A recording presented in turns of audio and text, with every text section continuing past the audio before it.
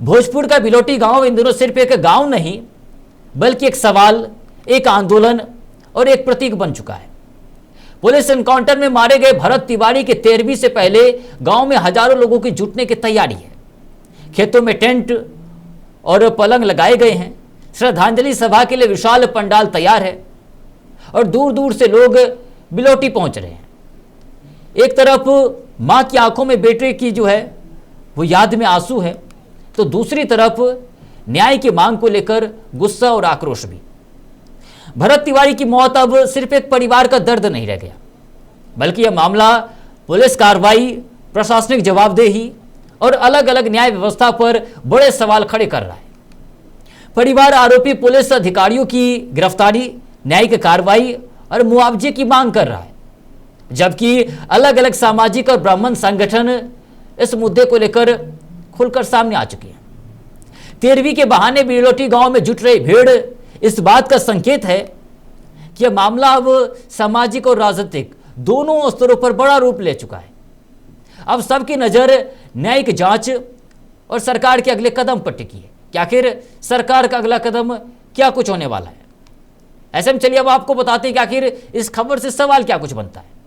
अगर हम खबर से सवाल देखें तो सवाल यह उठता है कि क्या भरत तिवारी एनकाउंटर वास्तव में पुलिस कार्रवाई थी या फिर इसके पीछे कोई और सच्चाई छिपी है। हालांकि ये जांच के केंद्र में है, जांच की जा रही है।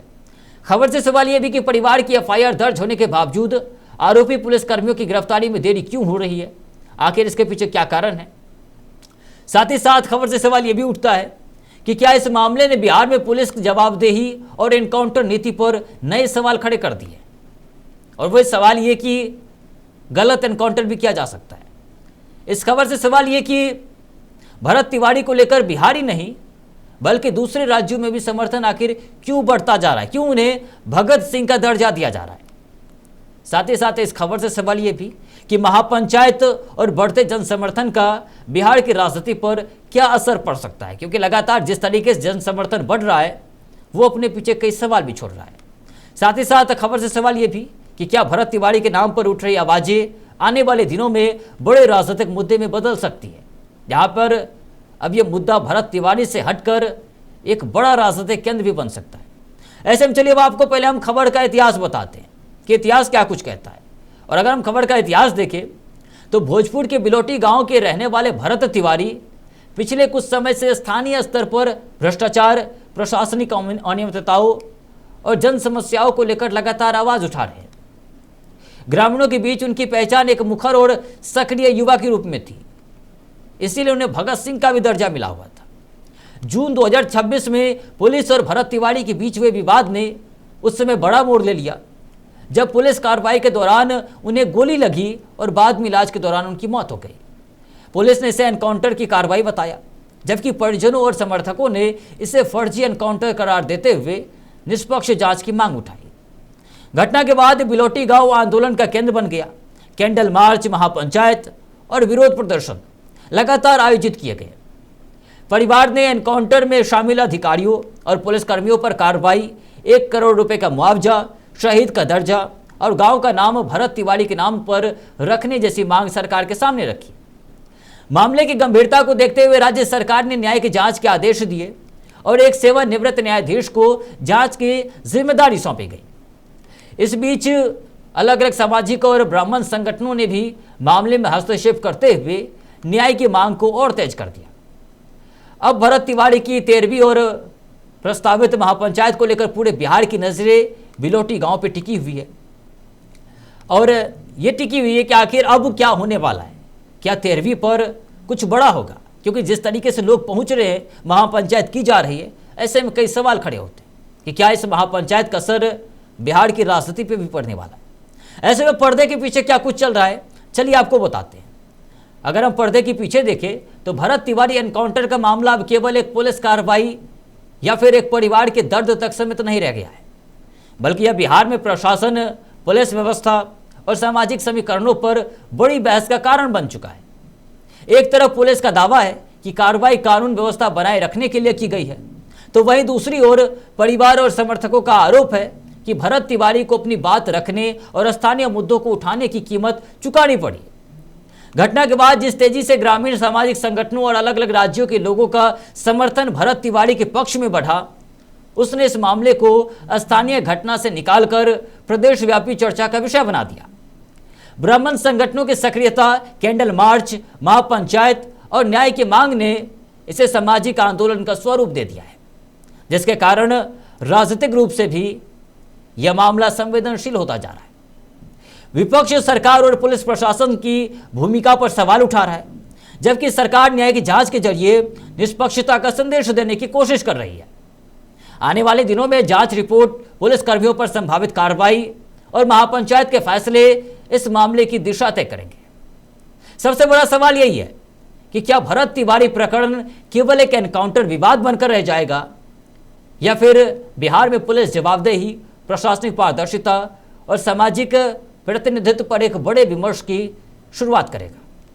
और ये अहम सवाल है जो हर किसी के मन में इस समय चल रहा है। चलिए अब आपको हम खबर का पोस्टमार्टम करके रिपोर्ट दिखाते हैं, और अगर हम खबर का पोस्टमार्टम करें और रिपोर्ट जानने की कोशिश करें तो भरत तिवारी की 13वीं सिर्फ एक परिवार का धार्मिक संस्कार नहीं, बल्कि यह एक ऐसे मामले का प्रतीक बन चुकी है जिसने बिहार की राजनीति, प्रशासन और समाज को झकझोर कर रख दिया है। बिलोटी गांव में लग रहे टेंट, खेतों में बिछे पलंग और हजारों लोगों की मौजूदगी इस बात का संकेत है कि यह मामला अब एक व्यक्ति की मौत से कहीं आगे निकल चुका है। पुलिस इसे कानूनन और व्यवस्था से जुड़ी कार्रवाई बताती है, जबकि परिजन और समर्थक इसे फर्जी एनकाउंटर करार देते हुए न्याय की मांग कर रहे हैं। और यही वजह है कि घटना के बाद कैंडल मार्च, महापंचायत और अलग अलग सामाजिक संगठनों की सक्रियता लगातार बढ़ती जा रही है। अब यह सवाल भी उठने लगा है कि आखिर इस मामले ने इतने बड़े जन समर्थन का रूप क्यों ले लिया। राज्य सरकार ने न्याय की जांच के आदेश देकर निष्पक्षता का संदेश देने की कोशिश की है, लेकिन दूसरी तरफ आरोपी पुलिस कर्मियों की गिरफ्तारी और कार्रवाई को लेकर सवाल लगातार बने हुए हैं। 13वीं के मौके पर हजारों लोगों का जुटना इस बात का संकेत है कि समाज जांच के नतीजों का इंतजार कर रहा है। अब निगाहें जो है वो न्यायिक जांच और प्रशासनिक कार्रवाई पर टिकी है, क्योंकि यह फैसला सिर्फ भरत तिवारी मामले का भविष्य तय नहीं करेगा, बल्कि प्रशासनिक जवाबदेही, पुलिस की जवाबदेही, प्रशासनिक पारदर्शिता और जनता के भरोसे की भी परीक्षा बनेगा। सबसे बड़ा सवाल यही है कि क्या यह मामला न्याय की मिसाल बनेगा, या फिर समय के साथ एक और विवाद और विवादित फाइल बनकर दब कर रह जाएगा, जहाँ कुछ दिन जांच होगी, कुछ दिन सवाल उठेंगे, कुछ दिन प्रदर्शन होंगे, कुछ दिन पंचायत होंगे, लोगों का आना होगा, आरोप होगा, प्रत्यारोप होगा, राजनीति होगी, और बाद में नतीजा वही होगा जैसे हर घटना के बाद होता है कि केवल फाइलों में दबकर यह भी मामला रह जाएगा। हालांकि अपने क्षेत्र में भरत तिवारी अपने कामों के लिए जाने जाते हैं। वो जाने जाते थे, लोगों के बीच पहुंचकर उनकी बातें सुनने को लेकर जाने जाते थे। वो समस्याओं को उठाते थे लोगों की, चाहे बाढ़ की समस्या हो, सड़क की समस्या हो, बिजली की समस्या हो, या फिर कोई भी समस्या हो, लोगों के बीच में वो जाते थे। भ्रष्टाचार के मुद्दे पर वो मुखर होकर जवाब मांगते थे, सवाल करते थे। और यही वजह है कि आज जब उनका एनकाउंटर हुआ है तो लोग जो है महापंचायत कर रहे हैं, उनके घर पे पहुंच रहे हैं, संवेदना दी जा रही है और न्याय की मांग की जा रही है।